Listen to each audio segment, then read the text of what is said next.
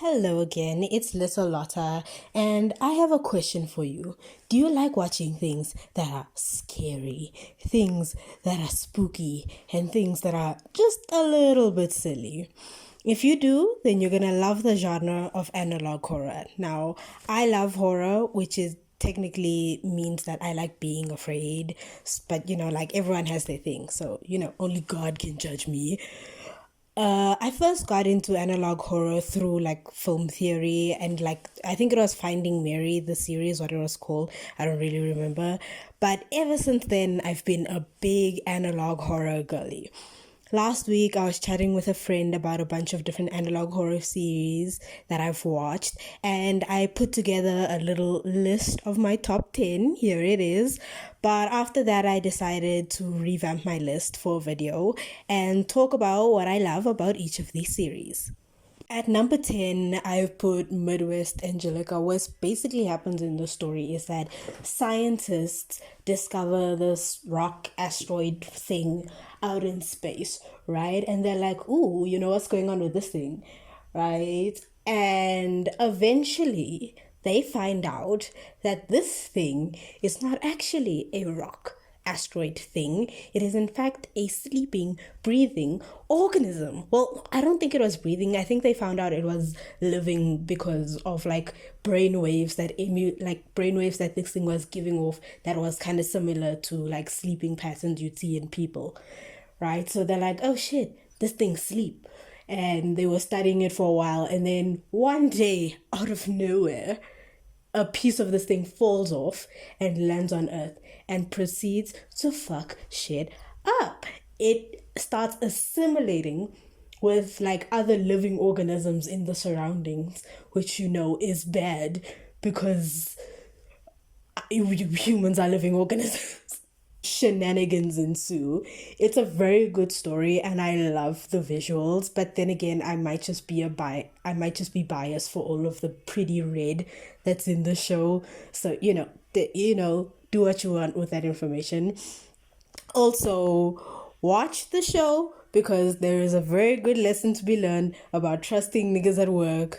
Keep an eye on them. They might be acting weird and trying to put suspicious fluids in your water. Watch them. Next on the list is The Monument Mythos by Manticore. And, geez, where the hell do I start with this? Because so much happens. Now, I just want to like gone out on a limb and say that I haven't finished this, so maybe my opinion of the show will change once I finish season 3. But I love all the concepts that's presented in the show, especially the crab. Crab's awesome. Basically what's happening in the story is that the government of the world have hidden, like in all of our important monuments, they've just hidden a bunch of hojos, right? That's what they did. Like the Statue of Liberty and the pyramids and that mountain with the faces, I'm forgetting what it's called. They just hid a bunch of like things in it, right? And there's also this really weird species of tree that just have their own thing going on. They've got their own dimension and kind of just transport people through the dimensions. Like this little girl gets snatched up by a tree and is sent to another dimension. Her organs are flipped. It's a mess. Okay, these trees are just a mess. If you're the type of person that likes having to like really use their brain often to like figure out how certain things play into each other, especially early on, then you're gonna love the show, right? If you're one of those people, if you're like me, that likes to guess the twist before it happens, you'll have a lot of fun with the show. Number 8 on my list is The Oldest View by Kane Pixels.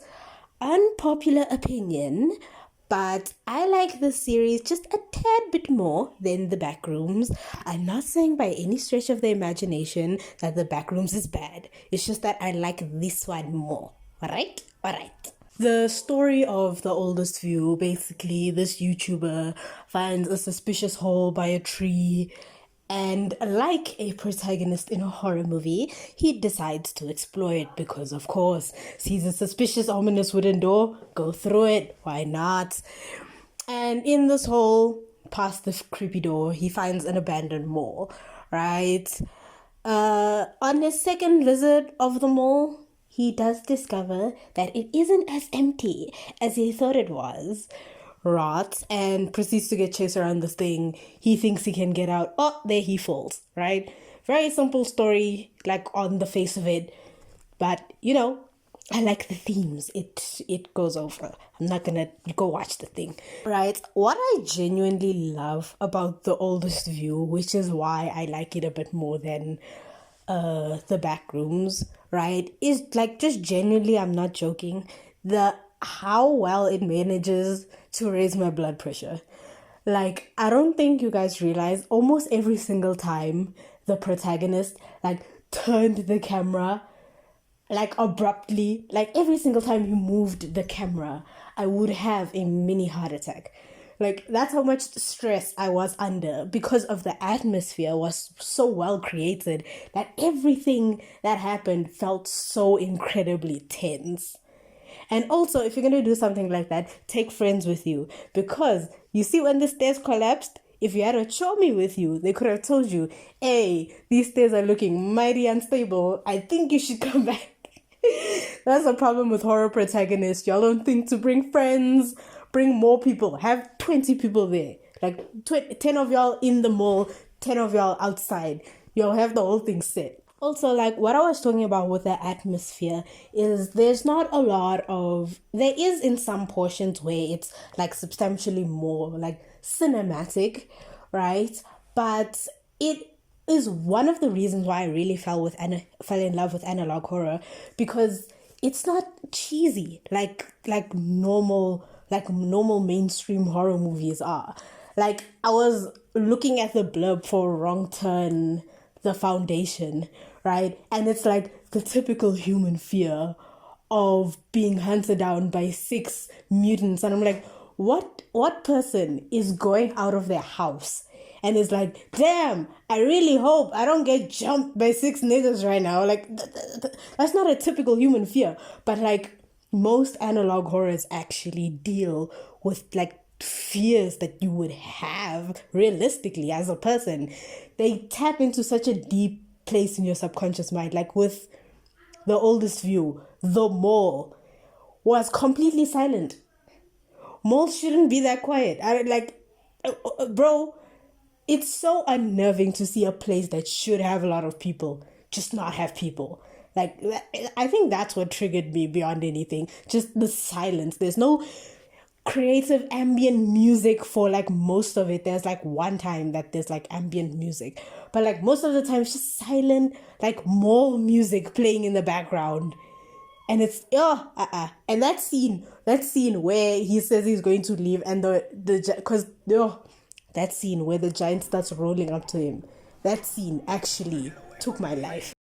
Okay, boys, how do I describe this? Here is the word on screen. I can't for the life of me say that word.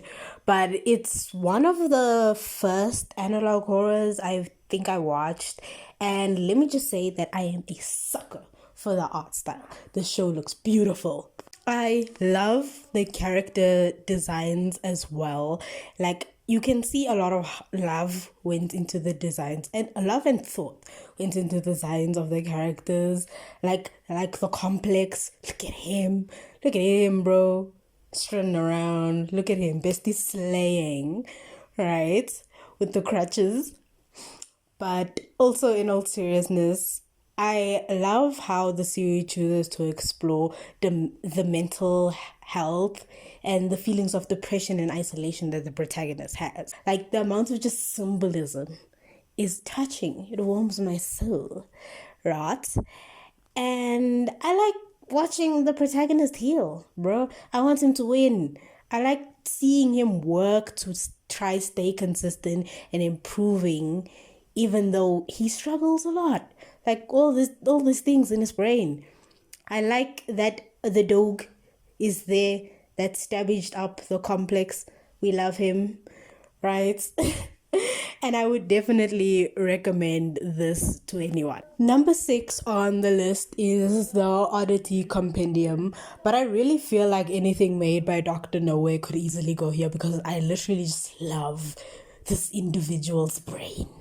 Like, I love most of the stuff that Dr. Nowhere makes. The oddity compendium basically it's just a bunch of little guys doing little guy things. It's just a collection of monsters that Dr. Nowhere has conjured up. It's completely unrelated to the other series. Like I think it's called Toe is what the other guy was called, and the boiled one. It's unrelated to those guys. They just be around stealing people's heads, snatching up people in their sleep. But I say that if you get close enough to someone that looks like that, you deserve to get your head snatched. It's really a simple. It's very simple.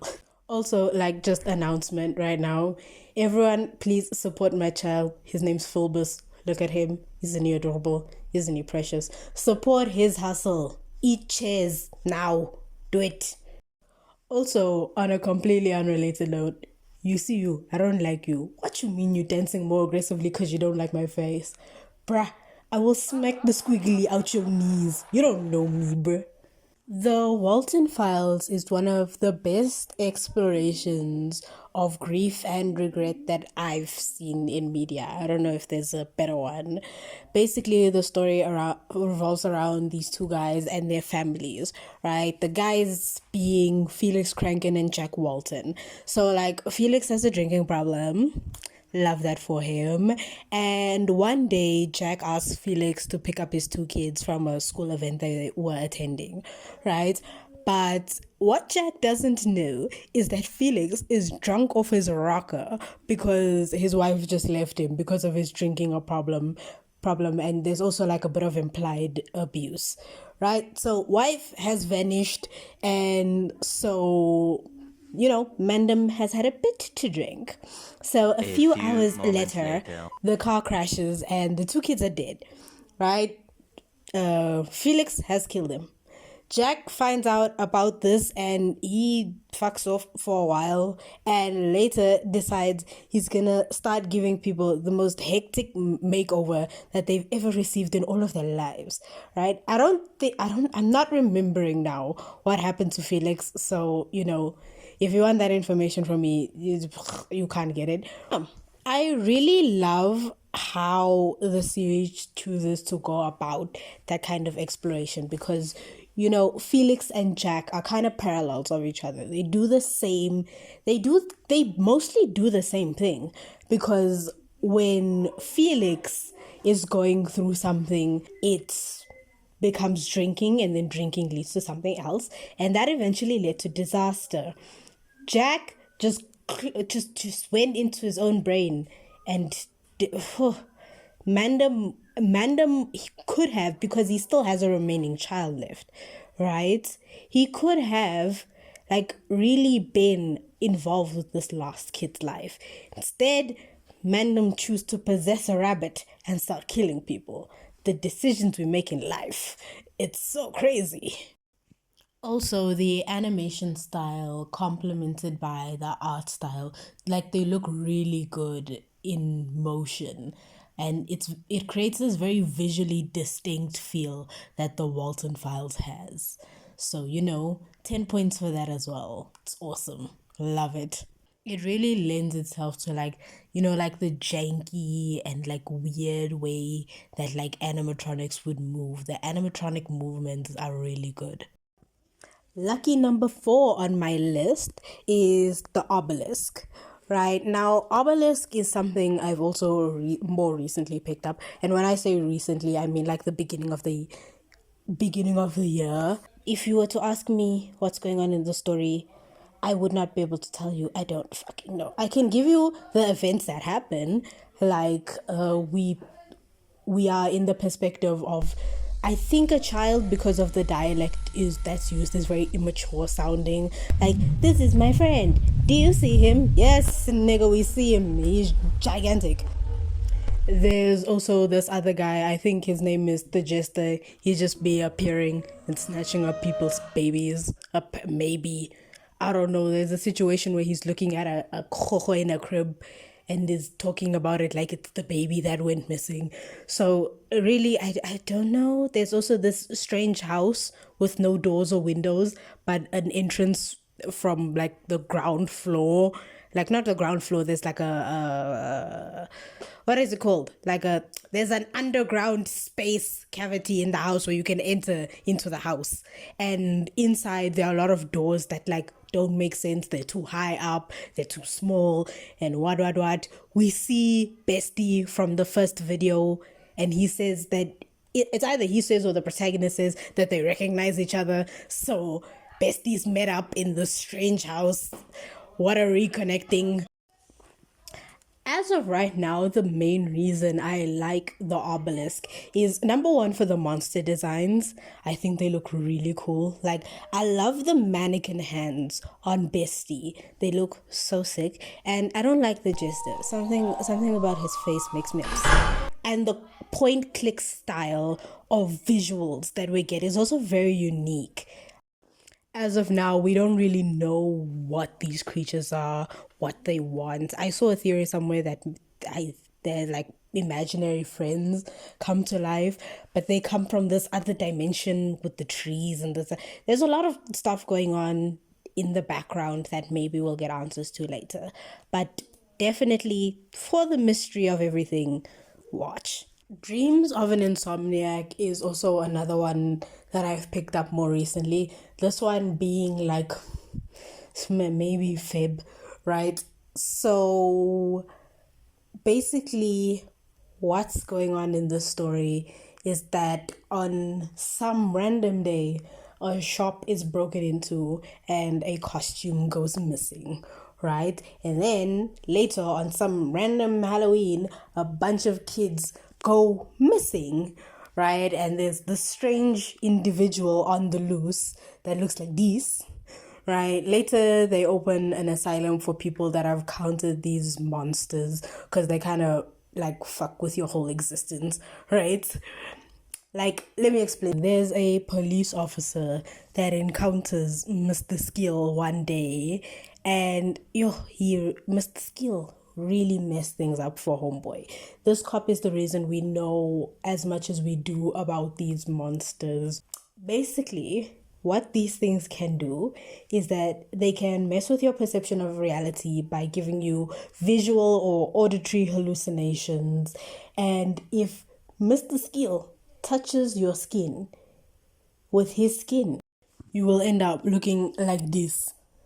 Bruh. Askis meneer. They touched you inappropriately and now you look like that. He's got like cheese touch premium, this one. Also, the story is being told from, well, it's not being told, but the story is being observed by someone who might have had history in this place because they're watching the VCR tapes that are like the history of what happened in this area. And they said they're going back to the asylum and a bunch of funny things were also happening at the asylum. So, the plot thickens. My top two, as of right now, is Mandela Catalog and Vita Carnes. The reason I'm saying both of their names now is because in my brain they're very interchangeable. Like I go between loving the one over the other. But right as of now, it's Mandela Catalog at number 2 and Vita Carnes at number 1. Put very basically, Mandela Catalog is basically a story about doppelgangers, right? There are these creatures called alternates that appear one day, right? But it's implied that they've kind of existed on the earth for a long time. It's just now that they've decided to start fucking shit up. A lot of the alternates are they kind of work like a hive mind, but there are a few distinct characters, like in terms of the antagonists, that are Gabriel, the false angel. There's the intruder that be snatching up babies via the television. And there's also this one other alternate that also has a name. It looks like this, I forget the name. But yeah, Gabriel and the intruder kind of have beef because Gabriel has gotten his forces to infiltrate the police and they're telling people to like switch off their TVs, cover their mirrors and shit. And that's the only way that the intruder can get into people's houses. So there's something going on between those two. Some important things that happen in the story is that this one guy, what is his name? Like Mark, he kills himself because there's an alternate that follows him home after he visits his friend's house. And also, like, guys, anyone could have guessed that that friend was not he was way too chill about his mom just casually passing out after screaming. Oh, yeah. Mind if I ask why? Well, she screamed really loud right before I found her on the ground. I just, She has her doors and windows locked? What the broadcast told us it is? Yeah, that's the weird part. Maybe she saw something? I don't know. Something wasn't right there. And there's this guy, his name's Adam. He is part of this like paranormal investigation like group that's being hunted by Gabriel's forces.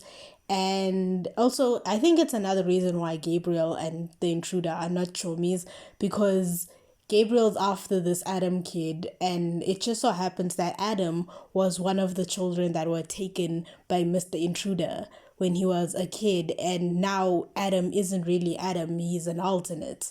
It's a very weird situation going on there. What I love about Mandela Catalog is really just like all the concepts and stuff it presents, because the alternates as an idea are so crazy, because like normal doppelgangers, like, oh, they show up and they look like you, ooh, scary, but like the alternates are such a different breed of doppelganger, because it's not even that they themselves are often the ones to kill their victims kill themselves because they whisper some ominous shit to them and it's too much for them to handle. There's like a disease called MAD that the alternates can infect you with. They like tell you the secrets of the universe or whatever and you can't handle it. It's kind of like those thingies from the Oddity Compendium that like can explode your brain with all of the information that they feed you.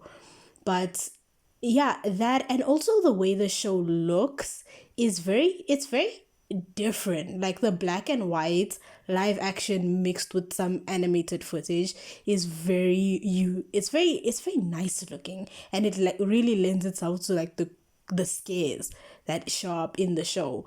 Because like even when Mr. Intruder shows himself to Adam via that face tracking thing, he looks really good in that scene. And even as time progresses, that alternate that started looking like Lieutenant Thatcher, whenever I see Homeboy, he looks amazing. I love it. And it's just so creepy. They're so creepy, the alternates. I hate it. Like just standing ominously in the corner whispering shit. No, behave yourself, act right, bruh. Also, like this scene specifically in volume 3. Oh my god, the way this scene disturbed my peace. Last but certainly not least, it's Vita Canis. Now, Vita Canis is my favorite out of all of these because I'm a sucker for creatures. I've said this before. I just love when things are weird and animal like. And even though it is a bit like boring and a bit slow in the beginning with the documentary, it was, for me, it was still fine and entertaining because I'm just a sucker for documentaries. So, that again is just my personal bias. The story of Vita Canis basically goes that one day, out of nowhere, these creatures, which is the Carni species, just appears on planet Earth magically.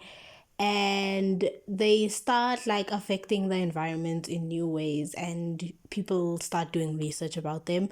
The species that are introduced are the crawl, which is like the mother branch of all of the different carnies.